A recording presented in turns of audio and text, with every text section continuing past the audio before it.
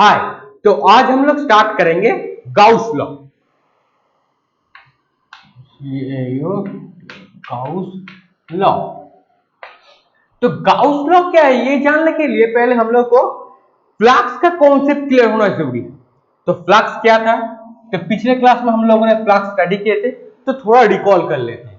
Flux phi equal to क्या था, flux phi the amount of electric field crossing over a closed surface और any surface. तो कोई भी एक छोटा सरफेस कंसीडर किया जिसको दे दिया एस, वो भी एक वेक्टर होगा। अमाउंट ऑफ इलेक्ट्रिक फील्ड वो भी ई, वो भी एक वेक्टर होगा। तो amount of electric field cross over a unit surface, cross over a unit surface, उसको बोलेंगे हम लोग फ्लक्स फाई। ठीक है, तो इसके ऊपर ही बेस करके है गॉस लॉ। तो गॉस लॉ इसके लिए पहले हमने एक स्फीयर ले लिया। ठीक है, स्फीयर के सेंटर में एक चार्ज है Q। स्फीयर का रेडियस क्या है, स्फीयर का रेडियस ले लिया R। ये जो सरफेस है S। अब हम लोग एक small amount of surface consider किया, ठीक है, जिसको बोला हमने ds। सब R, ठीक है। अब amount of electric field E यहां से निकल जाएगा वेक्ट्रिकली, ds भी उसी डायरेक्शन पे होगा सरफेस के साथ। इस सरफेस ds भी एक वेक्टर होगा। अब देखो हाँ, ये रेडियल वेक्टर, ठीक है। अब क्या है, तो डेल्टा फाई, तो हम लोगों ने कंसीडर किया इस जो छोटा सरफेस है ना ds, इसे delta phi amount of total electric field cross कर जाएगा। तो इलेक्ट्रिक फील्ड क्या कर जाएगा, डेल्टा फाई, तो E number of electric field cross किया डेल्टा S सरफेस के ऊपर, वो भी एक वेक्टर होगा। तो हमको क्या पता है इलेक्ट्रिक फील्ड का वैल्यू क्या होता है, what is electric field. So electric field equal to Q over 4 pi epsilon naught that the R square and delta S। अगर ये वेक्टर है तो इसका भी एक डायरेक्शन होगा, ठीक है। क्लियर हुआ कैसे निकला। तो जो वेक्टर है ये तो हमको पता है इलेक्ट्रिक फील्ड है। नाउ ये तो कूलम लॉ से आ गया। कूलम लॉ के बाद ऊपर इलेक्ट्रिक फील्ड सेंटर में जो इलेक्ट्रिक चार्ज है प्लस से आ गया। अगर हम लोगों ने अगर ये वेक्टर को छोड़ के अगर मॉड्यूलस वैल्यू लिया, अगर हमने मॉड्यूलस वैल्यू लिया, so area ds and r have the same direction. So ds ये जो r है ना, ये सेम ही डायरेक्शन पे होगा। तो क्या होगा, सो देखो Q over 4 pi epsilon not, ये जो r स्क्वायर नीचे वाला पोर्शन रह जाएगा। अगर दोनों सेम डायरेक्शन पे है तो इसको छोड़ दो, ds दे दो, इसे delta phi amount of small amount of electric flux cross किया, तो नंबर ऑफ इलेक्ट्रिक फ्लक्स क्या होगा इसमें, डेल्टा फाई, वो भी एक स्मॉल होगा, और r का वैल्यू यूनिट वेक्टर क्या होता है 1। ये हमने कंसीडर किया। तो गाउस थ्योरम और गाउस लॉ क्या है, देखो फाई, तो फाई क्या होगा, अगर टोटल फाई हम लोग कैलकुलेट करेंगे तो क्या निकलेगा, देखो सो summation all surface S, so all surface delta amount of surface के ऊपर से कितना E क्रॉस कर जाएगा, कितना E क्रॉस करेगा, तो इसको बिठा दो, तो टोटल, अब इसको डेल्टा नहीं देंगे, टोटल आ गया। So by superposition theorem simple add करके निकलेगा 4 pi epsilon naught over r square delta S, ठीक है। अब देखो, अब अगर ये एक स्फीयर हुआ, अगर ये एक स्फीयर हुआ, तो डेल्टा S को निकाल दो, यहां से क्या आएगा, देखो Q over 4 pi epsilon not r square, so all delta S, यहाँ पे डेल्टा एस दिया तो ये क्या बनेगा, ये एस हो जाएगा। तो Q over 4 pi epsilon naught, 4 pi epsilon naught R square, ये वाला एस आ जाएगा। ठीक है, एस क्या है, एक स्फीयर है, स्फीयर का सरफेस है एस। तो स्फीयर का सरफेस का फॉर्मूला क्या होगा, वो तो छोटे क्लास में हमको पता है। स्फीयर का सरफेस का फॉर्मूला होता है 4 times pi R square, R होता है स्फीयर का रेडियस। ठीक है, तो इसको रिप्लेस कर दो 4 पाई स्मॉलर स्क्वायर से, easy. 4 pi R square cut गया, बचा क्या, Q epsilon naught. So flux phi equal to, finally क्या मिला, तो flux phi equal to Q over epsilon naught. What is epsilon naught, is permittivity of free space. So electric flux through a closed surface A. तो electric flux, तो Gauss law का statement क्या होगा, देखो, the Gauss law states that, erase कर दिया, the electric flux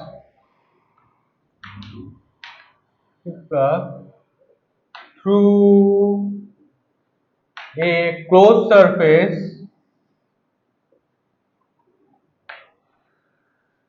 is equal to Q over epsilon naught। ठीक है, सो Q क्या होगा, total charge enclose by the surface. What is Q, अब Q क्या होगा, Q देखो, Q अमाउंट ऑफ चार्ज, ये अमाउंट ऑफ चार्ज को ये सरफेस पूरा एनक्लोज करके रखा है। ठीक है, तो Q क्या होगा, amount of charge enclose by the surface, that's the value of Q। तो सिंपल देखो, अब देखो गॉस लॉ कैसे इजीली आ जाएगा। So Gauss law pi equal to क्या निकला, Q over epsilon naught, epsilon naught is the permittivity of free space. So electric flux, total electric flux Q क्या होगा, total charge enclose by that surface. तो that is equal to क्या निकलता है हम लोगों का, E ds दे देता है तो वेक्टर, तो क्या होगा, क्लोज सरफेस इंटीग्रेशन। ठीक है, आप देखो अगर क्लोज सरफेस इंटीग्रेशन करेंगे ds का तो क्या निकलेगा, s। ठीक है, क्लियर हुआ।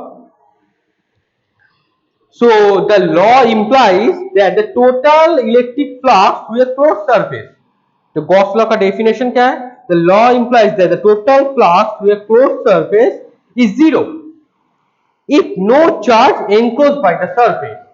if no charge enclosed by the surface, अगर सरफेस, ये जो सरफेस है, अगर कोई भी चार्ज को बाउंड नहीं करके रखेगा तो क्या हो जाएगा, चार्ज का वैल्यू जीरो हो जाएगा, क्यू जीरो।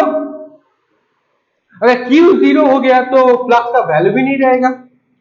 सो क्या रहेगा, देखो, the if no charge is enclosed by the surface we can explicitly the same situation. तो इसमें कोई वैल्यू नहीं रहेगा, तो इसमें अगर कोई वैल्यू नहीं रहेगा तो ये पाई का भी कोई वैल्यू नहीं रहेगा, कोई चार्ज तो नहीं है तो फ्लक्स पाई कहां से आएगा, सिंपल। तो गॉस लॉ, जो गॉस लॉ क्या था, तो गॉस लॉ हम लोग को बोलेगा एक सरफेस अगर उसके अंदर कितना चार्ज बाउंड है तो कितना अमाउंट ऑफ इलेक्ट्रिक फ्लक्स, या इलेक्ट्रिक फ्लक्स में क्लोज सरफेस का वैल्यू क्या होगा वो हम कैसे निकालेंगे वो बोल देगा। तो उससे हम लोग को पता चल जाएगा ई का वैल्यू क्या होगा, उससे हम लोग को ई का वैल्यू हम लोग इजीली कैलकुलेट कर पाएंगे।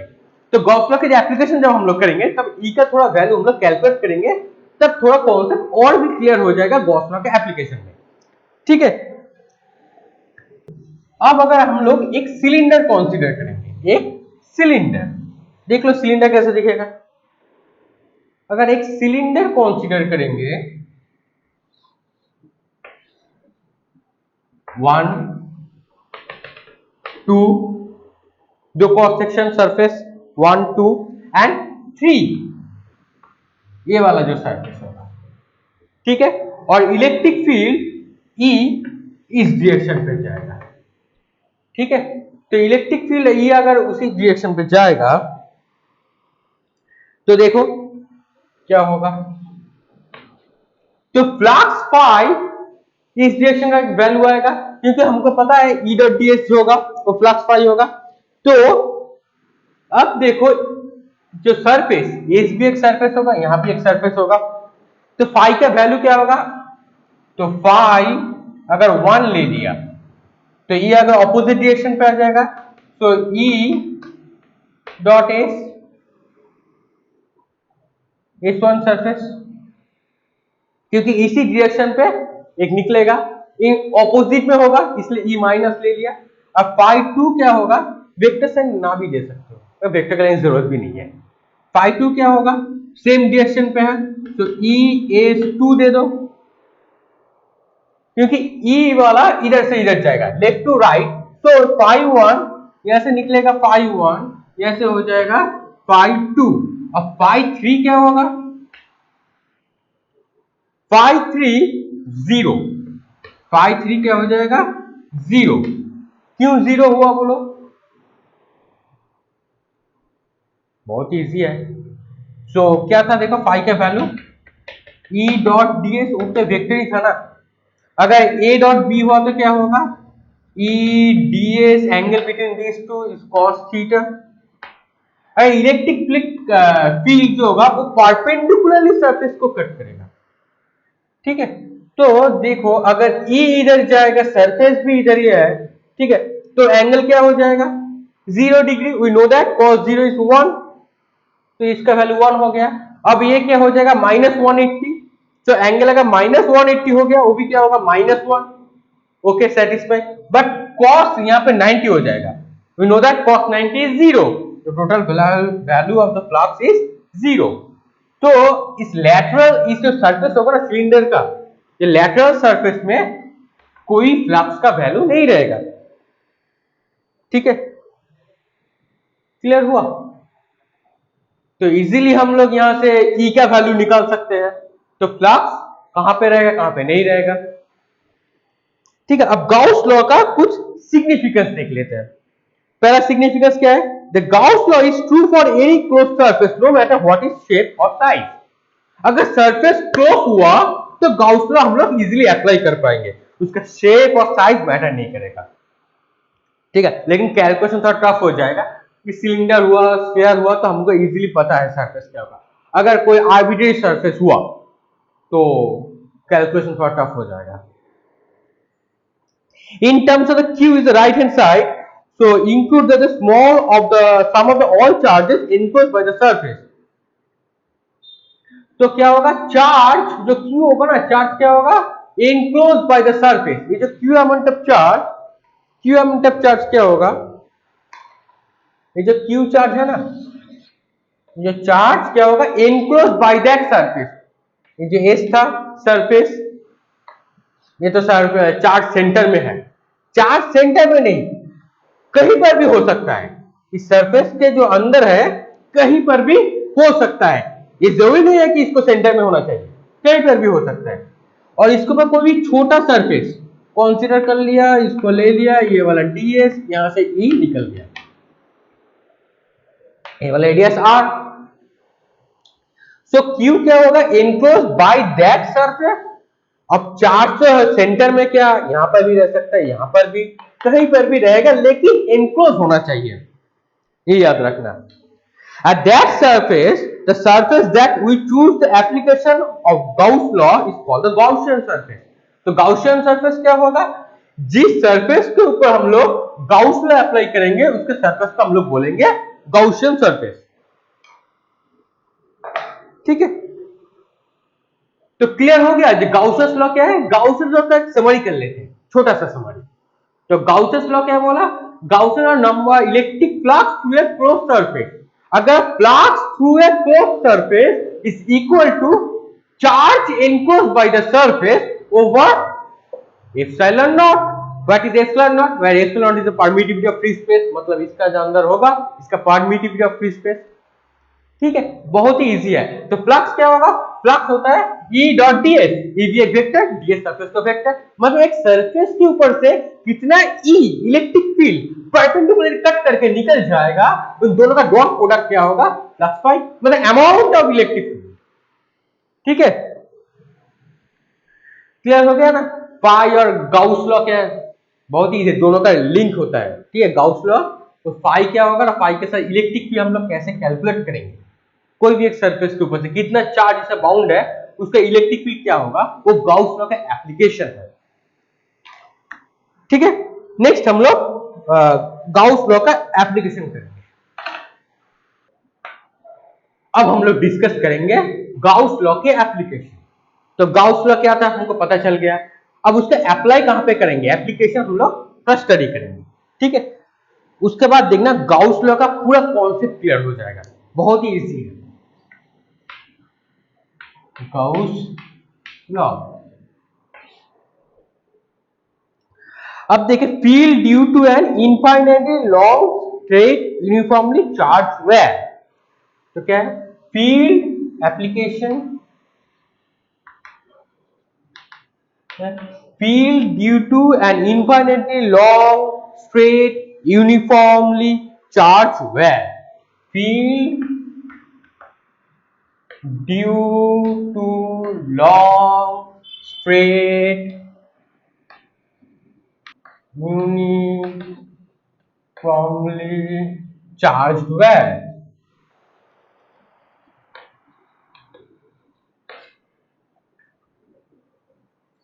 तो एक वेयर कौन, देखो एक लॉन्ग स्ट्रेट वेयर, इसके अंदर चार्ज क्या है, प्लस, ऑल प्लस चार्ज दे दिया, ठीक है। अब इस चार्ज को एक सिलेंडर बाउंड करके रखा है, तो एक आर्बिट्रेरी सिलेंडर ले लिया, तो गॉस लॉ क्या था, एनक्लोज सरफेस था ना, इसलिए कोई भी एक आर्बिट्रेरी सिलेंडर हम लोगों ने कंसीडर किया, ठीक है। तो ये रेडियस r, इसका रेडियस क्या होगा r, तो यहां पर भी रेडियस ले लो r हो जाएगा। ये जो पॉइंट है ना P, यहां से इलेक्ट्रिक फील्ड E बाहर की तरफ जाएगा। अब ये E का वैल्यू क्या होगा हम लोग कैलकुलेट करेंगे, due to long straight uniformly charged wire, bound surface है और क्लोज भी है। अब देखो E इस लेटरल जो सरफेस है ना, इसको कट करके बाहर आ रहा है, बहुत इजी है इसमें से। तो क्या होगा, देखो E जो सरफेस होगा, E जो सरफेस है वो क्या होगा, flux through the Gaussian surface क्या होगा, तो flux through the Gaussian surface, देखो E cross multiply 2 pi R L, अगर ये लेंथ एल हुआ तो, अगर ये लेंथ सिलेंडर का जो लेंथ है ना उसे बाउंड लेकर दिया, इसका अगर लेंथ हुआ तो लेटरल सरफेस एरिया क्या होगा सिलेंडर का, 2 pi R L. So that's the Gaussian surface. अगर ये सरफेस के ऊपर हम लोग कंसीडर किया, एक सिलेंडर के लेटरल सरफेस के ऊपर अगर हम लोगों ने कंसीडर किया, इस सरफेस को बोलेंगे हम लोग गाउसियन सरफेस।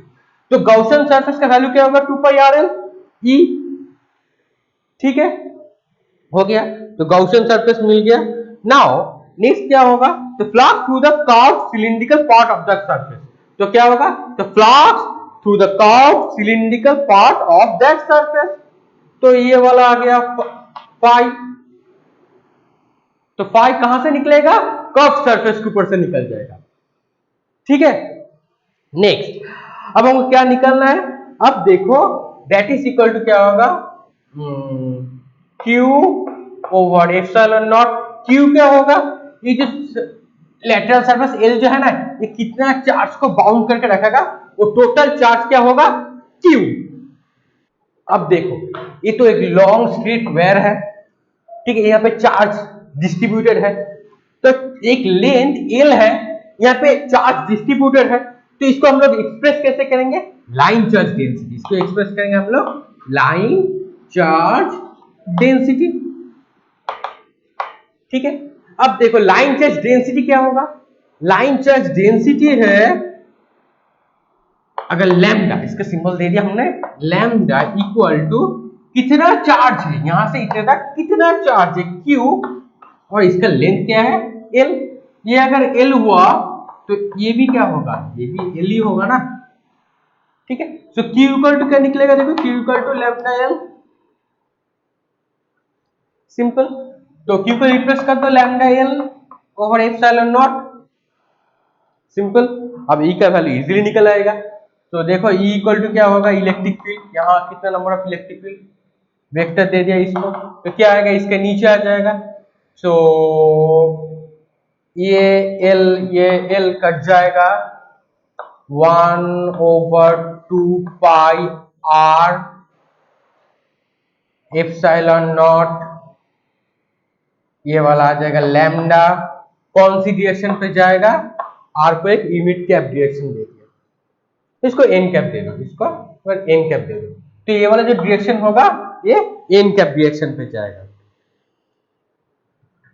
ठीक है। सो ई निकल गया।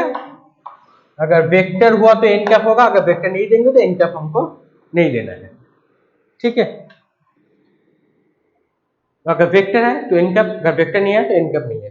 कैसे निकला ये, अगर ए वेक्टर का हम लोग कैसे रिप्रेजेंट करेंगे, mod A magnitude of A cap कौन सी डायरेक्शन पे जाएगा।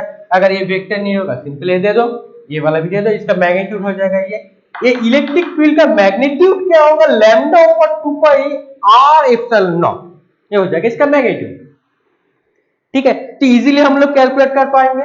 एक सिलेंडर अगर हुआ, सिलेंडर कंसीडर किया, तो इसका अगर लेंथ चार्ज, जो लाइन चार्ज के ऊपर से कितना ई निकल जाएगा, इसके इफेक्ट से यहाँ पे कितना ई निकलेगा इस लैटरल सरफेस से, इजीली निकल जाएगा, ठीक है। ये वाला एप्लीकेशन। नेक्स्ट, अगर चार्ज शीट हुआ पेपर में, तो एक पेपर कंसीडर किया है, ऐसा देखो थोड़ा सा थिकनेस है इसमें,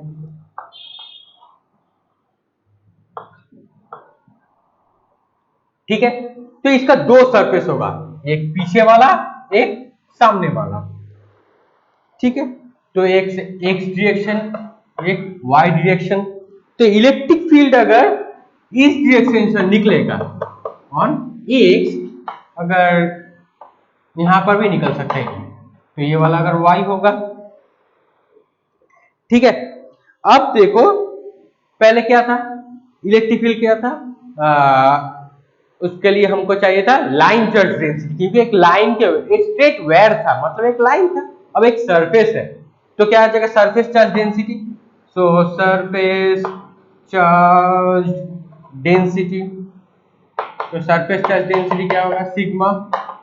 so amount of charge Q enclosed by that sheet, Q के ऊपर पकड़ एज्यूम कर लो, क्यू जो शीट है ना, शीट के अंदर एनक्लोज किया, ठीक है, ओवर सरफेस। सरफेस का वैल्यू क्या होगा, अगर इसको हमने ए दे दिया, अगर शीट का जो सरफेस है वो अगर एरिया अगर ए हुआ, तो सिग्मा इक्वल निकल गया। तो ई का वैल्यू क्या होगा देखो, तो phi equal to E A Q over epsilon naught, ठीक है।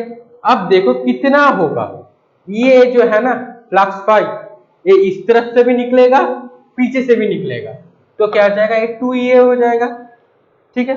दोनों की तरफ से निकल रहा है, एक उधर जा रहा है, एक इधर आ रहा है, ठीक है, दोनों निकल गया, तो क्या होगा देखो, 2EA, क्यू का वैल्यू क्या होगा, sigma A epsilon naught, A cut जाएगा, तो E equal to sigma over 2 epsilon naught. अगर इसका कोई डायरेक्शन दे देंगे तो क्या होगा देखो, sigma 2 epsilon naught n cap. अगर डायरेक्शन कंसीडर करेंगे तो n cap is a unit vector normal to the plane and going away from it. क्या देखो, तो एन कैप क्या है, n cap is normal unit vector that normal to that plane and going away from it. तो normal to that plane and away from it, बाहर निकल रहा है, ठीक है। Is directed away from the plane if sigma is positive. अगर sigma positive क्या होगा तो बाहर जाएगा, अगर सिग्मा नेगेटिव होगा तो क्या होगा, अंदर आएगा। ठीक है, तो पहले था ना चार्ज वेयर, तो क्या था, वो भी एक एन कैप ही था ना, एक वेयर था। अगर ये एन कैप बाहर की तरफ जाएगा तो ई क्या होगा, ये पॉजिटिव होगा, तो लैम्डा क्या होगा, पॉजिटिव। अगर एन कैप अंदर की तरफ होगा तो क्या होगा, लैम्डा नेगेटिव होगा। ठीक है, ये याद रखना, पॉजिटिव कहां पे होगा और नेगेटिव पे होगा। अगर ई अगर डायरेक्टेड आउटवर्ड तो लैम्डा इज पॉजिटिव, इफ अगर पहले में था इफ अगर आउटवर्ड हुआ तो पॉजिटिव, अगर इनवर्ड हुआ तो नेगेटिव। सिंपल। इसी तरह भी क्या होगा, अगर ई अगर आउटवर्ड हुआ तो सिग्मा पॉजिटिव, अगर इनवर्ड हुआ तो सिग्मा नेगेटिव। क्यों, क्योंकि मैंने ये जो शीट है ना, ये वाला पॉजिटिव चार्ज पहुंच है, ये वाला हमने पॉजिटिव चार्ज पहुंच है, इसके अंदर जो चार्ज है वो पॉजिटिव है। Field due to a uniformly charged thin spherical shell. Uniformly charged thin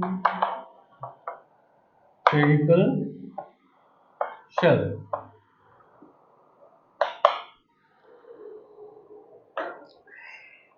अब देखो, एक शेल हमने कंसीडर किया, एक शेल थिन,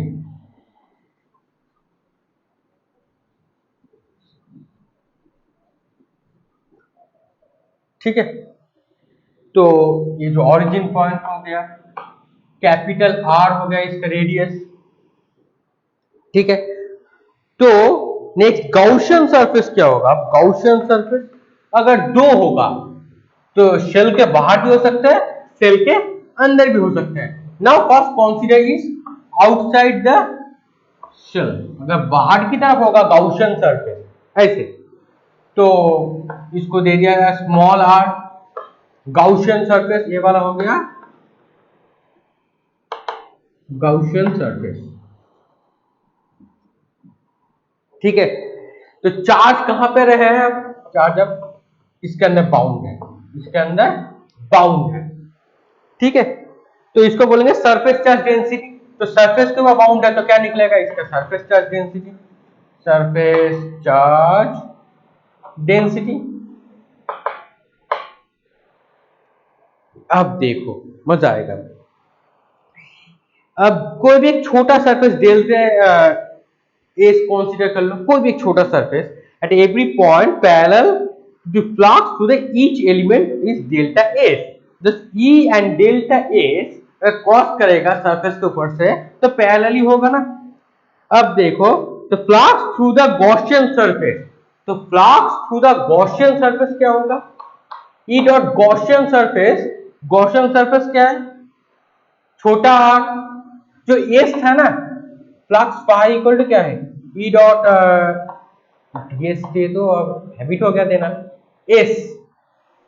ठीक है, तो ये जो एस है ना, ये गॉसियन सरफेस वाला एस है, ये जो एस है ये अब गॉसियन सरफेस वाला एस है, तो इसे वेक्टर हटा दिया तो क्या होगा, ई मल्टीप्लाई करेंगे ये जो सरफेस है इसके साथ, इसका क्या होगा, ये भी एक स्फीयर है, स्फेरिकल शीट, ठीक है, स्फेरिकल है, तो क्या होगा 4 pi small R square, that is Gaussian surface.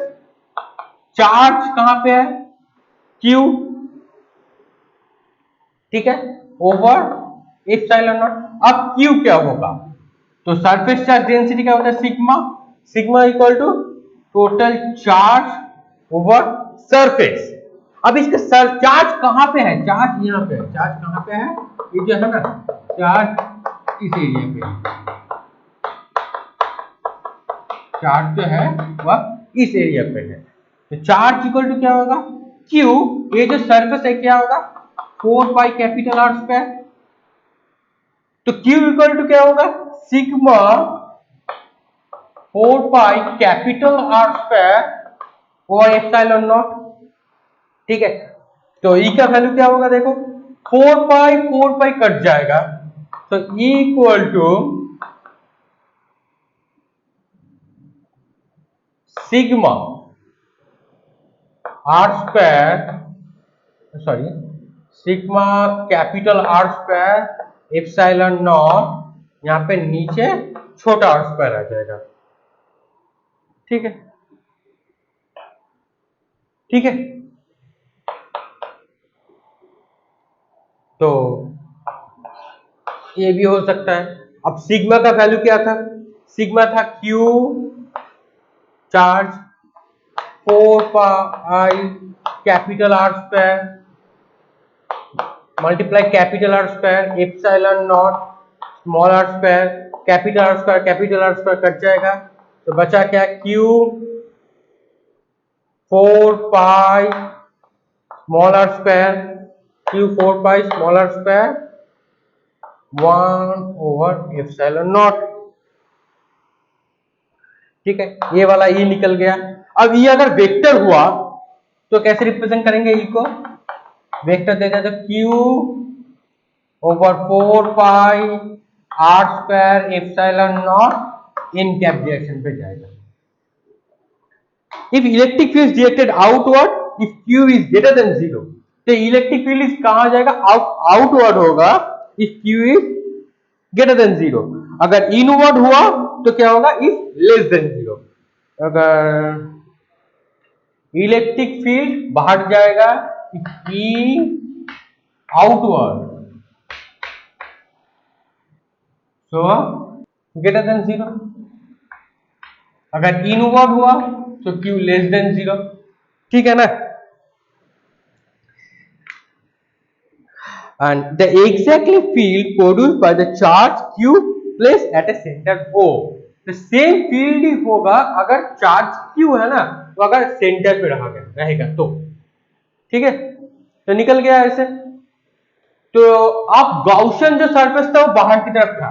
Next अगर गाउसियन सरफेस अगर अंदर की तरफ हुआ तो उसका वैल्यू क्या होगा? मतलब इसके अंदर। नेक्स्ट जो गाउसियन सरफेस है ना, अब हम लोग कंसीडर करेंगे जो गाउसियन सरफेस है ये अंदर की तरफ, तब क्या होगा?